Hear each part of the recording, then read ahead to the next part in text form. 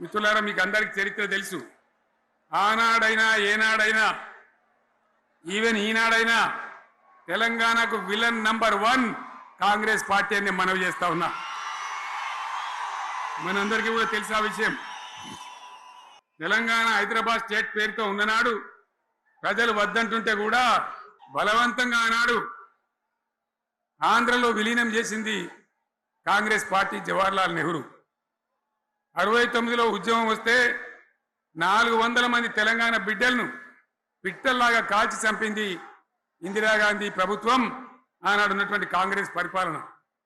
మళ్ళీ 2001 నుంచి మనం విజృంభిస్తే నంగనాచిలాగా ఇదే కాంగ్రెస్ వచ్చి మన బలాన్ని, మన ఊపును చూసి పొత్తు పెట్టుకొని తెలంగాణ ఇస్తామని నమ్మబలికి మనతో పొత్తు పెట్టుకున్నది కూడా మీరు చూసినారు.